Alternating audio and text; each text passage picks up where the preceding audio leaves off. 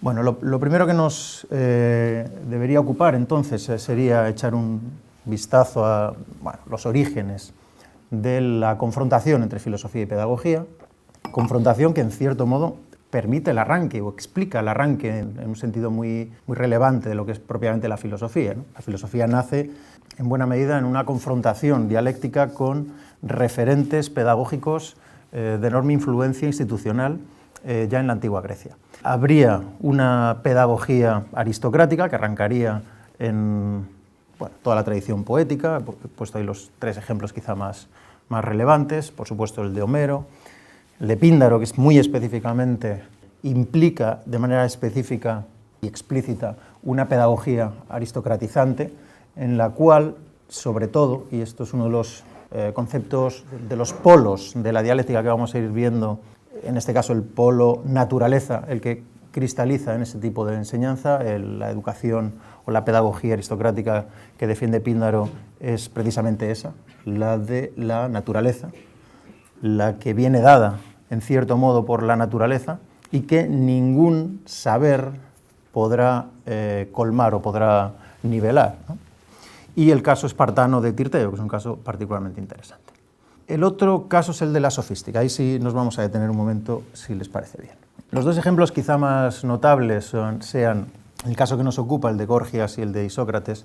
Es conocido el encomio de Helena, de Gorgias de Leontinos, donde, a cuenta de una recuperación de la imagen de Helena de Troya, tan denostada, Gorgias viene a hacer un espectacular, refinadísimo juego o ejercicio retórico en el cual viene explícitamente a jugar con argumentos que presentan a Helena de Troya como liberada de esa imagen que había quedado de ella. Y precisamente la clave que nos interesa a nosotros aquí es la de cuál sea el poder de la palabra.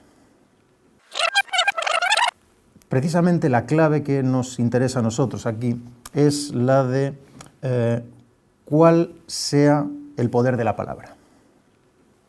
Dice Gorgias, si fue la palabra la que persuadió y engañó a su alma, recordarán que lo que está haciendo Gorgias es ver cuáles han podido ser las causas que determinaron la conducta de Helena. Entonces habla si fueron designios de la fortuna, decisiones divinas, si fue la necesidad, si fue la fuerza física, si fue cautivada por amor o si fue persuadida por palabras.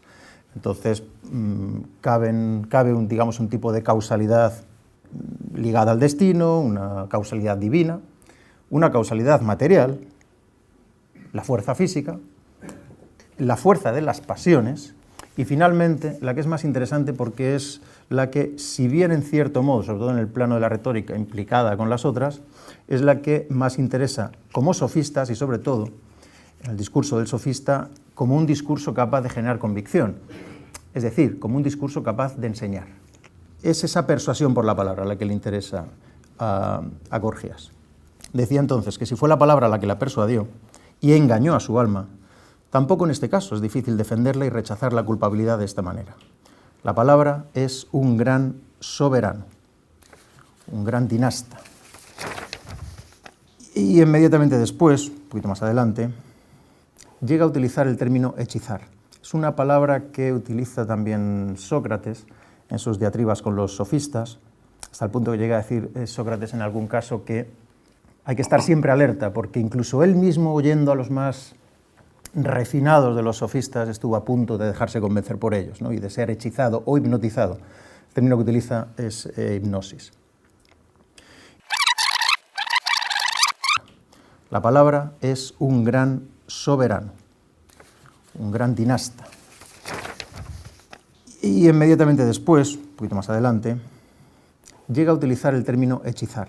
Es una palabra que utiliza también Sócrates en sus diatribas con los sofistas, hasta el punto que llega a decir Sócrates en algún caso que hay que estar siempre alerta, porque incluso él mismo, oyendo a los más refinados de los sofistas estuvo a punto de dejarse convencer por ellos, ¿no? Y de ser hechizado o hipnotizado. El término que utiliza es hipnosis.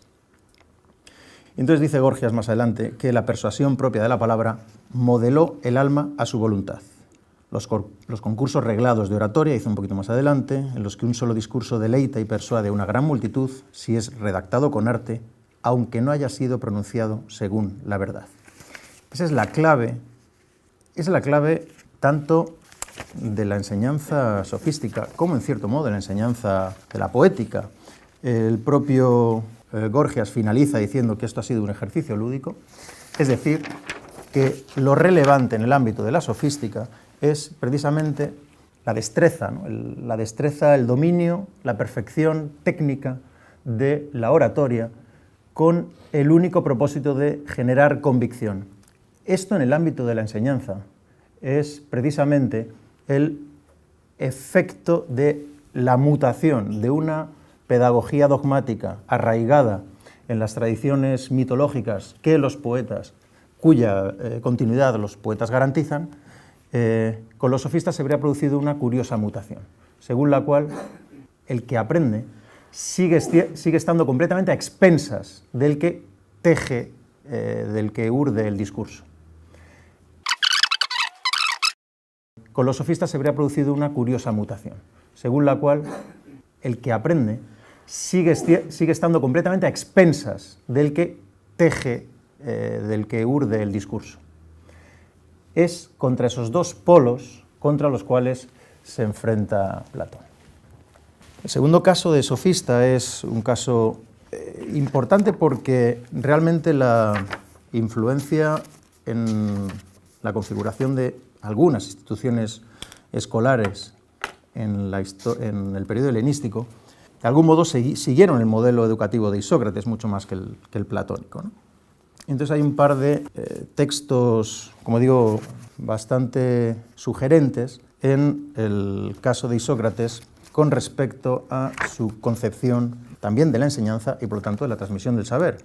Isócrates no es un sofista, digamos, al estilo de Gorgias. De hecho, parece ser que fue alumno o escuchó a Gorgias, pero se trató de distanciar de él tanto como de la tradición académica o platónica, ¿no? Bueno, lo interesante es que precisamente en esa crítica a Gorgias, Isócrates, en un discurso que también se llama Encomio de Helena, desvela cuál es el artificio que desde el interior de la propia técnica sofística se impone. Y hace una referencia especialmente relevante a su concepción de la verdad y del conocimiento. Dice en el Elogio de Helena: pero a pesar de que aquellos demostraron, una lista de oradores que justo acaba de enumerar, demostraron con tanta claridad que es fácil desarrollar un discurso falso sobre lo que uno se proponga, aún pasan el tiempo en el mismo tópico. A esta gente le hacía falta, alejándose de esa charlatanería que finge convencer con palabras, pero que en los hechos está refutada desde hace mucho tiempo, buscar la verdad y enseñar a sus discípulos los sistemas de gobierno por los que nos regimos, y ejercitar su experiencia en estos, pensando que es mucho más importante tener una opinión razonable sobre cosas útiles que saber con exactitud cosas inútiles. Demostraron con tanta claridad que es fácil desarrollar un discurso falso sobre lo que uno se proponga, aún pasan el tiempo en el mismo tópico. A esta gente le hacía falta, alejándose de esa charlatanería que finge convencer con palabras, pero que en los hechos está refutada desde hace mucho tiempo, buscar la verdad y enseñar a sus discípulos los sistemas de gobierno por los que nos regimos, y ejercitar su experiencia en estos, pensando que es mucho más importante tener una opinión razonable sobre cosas útiles que saber con exactitud cosas inútiles. Lo realmente fascinante es que textos de tan venerable historia nos den tantas claves para entender nuestro propio presente. ¿Cuántas veces no hemos tenido que soportar razonamientos parecidos? La doxa, es decir, lo que no permite conocimiento, siempre que esté vinculado a la mera utilidad pragmática y produzca beneficios o efectos palpables, es muchísimo más valiosa que la verdad, que el conocimiento de cosas inútiles. Y lógicamente ese es el tipo de discurso que tiene efectos en las multitudes. Este va a ser un tópico que vamos a ver en los distintos autores.